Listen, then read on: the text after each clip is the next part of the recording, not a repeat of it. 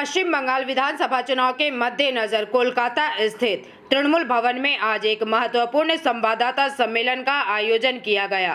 इस press conference में तृणमूल कांग्रेस के वरिष्ठ नेता कुणाल घोष और राज्य के मंत्री ब्रात्या बासु उपस्थित रहे। इस दौरान दोनों नेताओं ने वर्तमान राजनीतिक मुद्दों और चुनाव प्रचार के दौरान विपक्षी दलों द्वारा लगाए जा रहे आरोपों का कड़ा जवाब दिया है।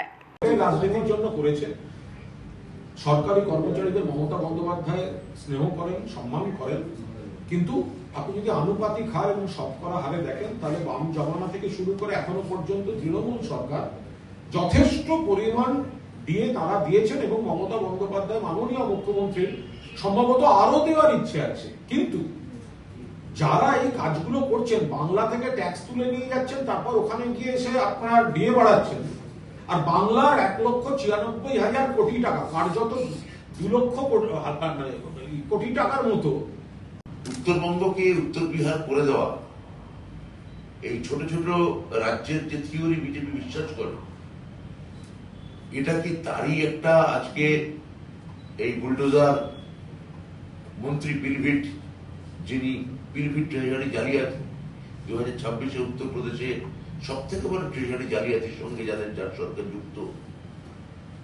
যার সরকার পূর্বাঞ্চল করিডর এক্সপ্রেসওয়ে লখনৌ থেকে হাজিপুর পর্যন্ত যে বড় মহাসড়ক যাচ্ছে, হাইওয়ে যাচ্ছে, যার টাকার ঘাপলায় দুর্নীতিতে সরকার। Tomorrow he is coming and having so many meetings. Even on 23rd he will come and do so many meetings. Amit Shah will also be camping here. It's a shame for them. वो लोग एक महिला मुख्यमंत्री उसको संभाल नहीं सकता, ये प्राइम मिनिस्टर से होम मिनिस्टर से पूरा भाजपा का फैमिली में जितना इधर उधर है सबको सिर्फ एक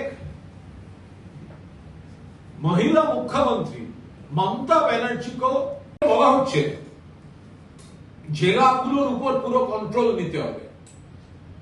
মানে এমন ভাবে বলা হচ্ছে যে অবজারভাররা যেন কার্যত ডিএম বা এসপি ভূমিকাতেই তারাই যেন কাজ করছে, অর্থাৎ যেটুকু যা প্রশাসন ওরা রদবদল করার পরেও আছে সেটাকে হাইজ্যাক করতে নেমেছে নির্বাচন কমিশন। সেই জন্য কেন্দ্রীয় পর্যবেক্ষকদের উপর চাপ তৈরি করা হচ্ছে, বৈঠক করা হচ্ছে, যেটা করা নৈতিকভাবে আইনিভাবে অন্যায়।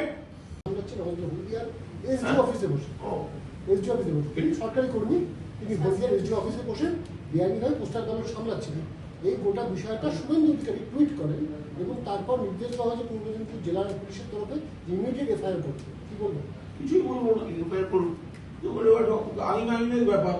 কে কাউ লোক কি করেছে না করেছে, ওদের পাঠানো পূর্ব মেদিনীপুরে ডিএম, সে কাকে নিয়োগ করেছে, সে কোথায় পোস্টাল ব্যালট তছট করছে, এটা পুরোটাই তো বিজেপি প্রশাসন চলছে। সেটাও তো দেখা আমরা ওসব করি না। ঠিক আছে, রাহুল গান্ধী তিরুচিরাপল্লিতে তার হেলিকপ্টার ঠিক যেভাবে রাজনৈতিক গুরু, ভোটের আগে বাইরন বিশ্বাসের এই ধরনের মন্তব্য, বাইরনের যদি এরকম শেলি বা কিডস গোছের এই ধরনের যদি কোন আত্মপলব্ধি হয়ে থাকে, সেটা বাইরনই বলতে পারবে। যোগীর সাথে সুরে সুর মিলিয়ে দিলীপ ঘোষ তিনি বলছেন, ভাই সময় খুব খারাপ হতে চলেছে, উত্তরপ্রদেশের গুন্ডা মাফিয়াদের যে অবস্থা আছে বাংলায় অবস্থা তার থেকেও এটা খুব খারাপ কাজ। পরিষ্কার করলাম, দেখুন বিজেপি বরাবরই ছোট স্টেটে বিশ্বাস করে, আর যতবার এই পূর্ব ভারত, বিশেষত বাংলা এবং দক্ষিণ ভারত, যতবার বিজেপি ভোট লড়তে গেছে, এবার তারা বুঝতে পারছে যে বাংলা এবং কেরালা তাদের অধরা থাকবে। এই যে বাংলা এবং কেরালা অধরা থাকবে, এটা ডিক্টেটরের প্রাণে লাগছে। এখানে কি চান? স্বৈরতন্ত্র কি চায়? হিটলার কি চাইতেন? যে গোটা জার্মানিটা নাৎসিতে ভরে যায়। বেনিতো মুসোলিনি কি চাইতেন? গোটা ইটালিটা ফ্যাসিজমে ভরে যায়। স্পেনের ফ্রাঙ্কো কি চাইতেন? যে তিনি একটা গৃহযুদ্ধ স্পেনের একটা সিভিল ওয়ার অব্দি করে দিয়েছিলেন 1939-এ। তো এরা যারা ডিক্টেটর হন, তারা বুঝতে পারছেন যে এটা কখনোই এই পূর্ব ভারতের বাংলা আর দক্ষিণ ভারত দখল করা তাদের জন্য সম্ভবপর হচ্ছে না। ফলে এই যে উত্তর বিহার এটা নিশ্চয়ই কোনোভাবেই আলোচনার পরিসরে এই কথা তাদের ঘরোয়া বৈঠকে উঠেছে যে উত্তরবঙ্গকে যদি বিহারের সঙ্গে যুক্ত করে দেওয়া যায়।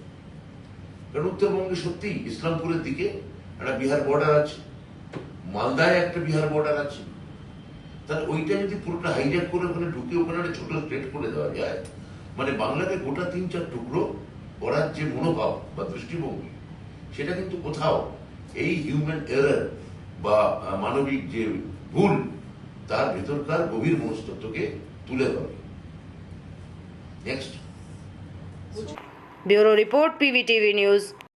रानीगंज में इतने लग्जरी रूम, वो भी इतने कम प्राइस में। सो मैं बात कर रही हूँ रानीगंज के NSD रोड में लोकेटेड होटल अतिथि इन के बारे में। यहाँ पे आपको फैमिली, फ्रेंड्स और कॉर्पोरेट के लिए रूम्स मिल जाएंगे, वो भी सिर्फ 1500 स्टार्टिंग प्राइस में। यहाँ पे आपको super deluxe room, Dulux room, regular room के साथ साथ प्योर वेज रेस्टोरेंट, जहाँ से आप अपने रूम तक टेस्टी फूड ऑर्डर्स कर सकते हैं। ये होटल हाइजीनिक और क्लीन होने के साथ साथ 27 हेल्पिंग फैसिलिटी भी देती है। High speed wifi, TV with fully AC interior, 24/7 room service, good ambience, clean cupboards, separate geyser facilities, clean washrooms, smoking area. अगर आपका भी प्लान है रानीगंज में स्टे करने के लिए, तो आपके लिए ये एक अच्छा ऑप्शन हो सकता है। आप यहाँ पर रूम ऑनलाइन प्लेटफॉर्म मेक माई ट्रिप से भी बुक कर सकते हैं। अगर आप मेरी वीडियो दिखाते हैं तो आपको मिलेगा एक्स्ट्रा 20% ऑफ। अतिथि इन होटल आपको रानीगंज स्टेशन से 5 मिनट वॉकिंग डिस्टेंस पे मिल जाएगा। और इन्फॉर्मेशन के लिए आप इन्हें कॉल भी कर सकते हैं। Thank you for watching.